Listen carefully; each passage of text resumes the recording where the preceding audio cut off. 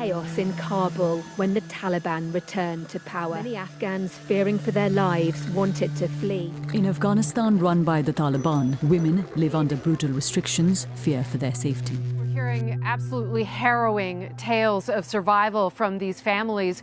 One woman, a teacher, told us that she left at such short notice. Her home had been bombed. A friend of hers, a colleague, was killed. It's why Afghans are among the biggest groups fleeing their homes, going to the UK and other parts of the world. The lives that they live, the identity they cherish, leaving everything behind.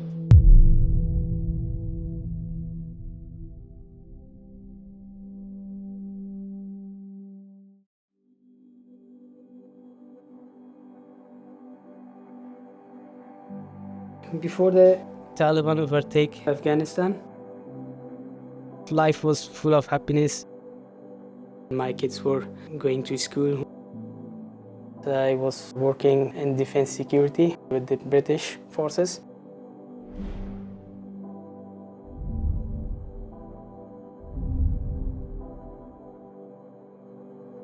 After the collapse of Afghanistan government, so everything fell apart.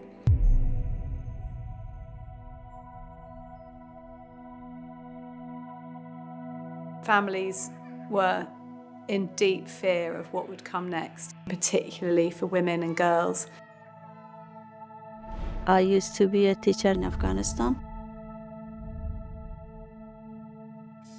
When the Taliban came over, there was no education for women and girls.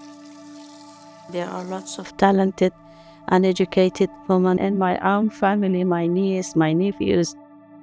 They have to stay home. They started searching those who were working with the US or UK forces. If you're outside, you might be arrested by Taliban. You might never come back. If we didn't leave, my husband would have been killed. Yeah. My father was sick. It was very hard for me to leave him behind.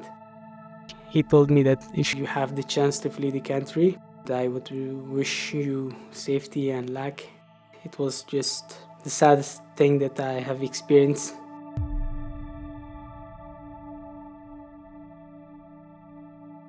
People aren't just leaving home because they want a better life here.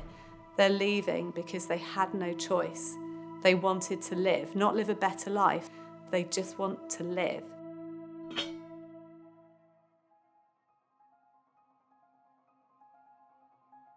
It's really important that we understand this context where people have come from and the trauma that they arrive with, and that feeling of going across the border and the relief, but then the worry. What's next? Where are we going to go? How are we going to eat? First emotion I had, it was fear. Everything was just feeling unfamiliar.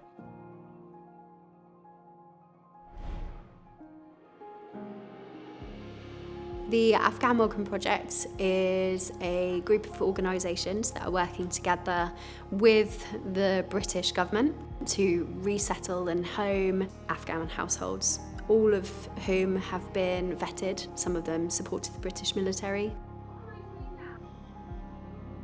It's volunteers, landlords saying, we want to welcome an Afghan refugee family. When I retired, I was feeling a bit overwhelmed by what was happening in the world. I wanted to do something that would make a difference. I became a volunteer for this refugee charity. The volunteers welcomed us. They listened to our problems. They help us with the enrollment of our children into school. I mean, the children within 6 weeks were fluent. They were telling us jokes in English. They just need some support to get going.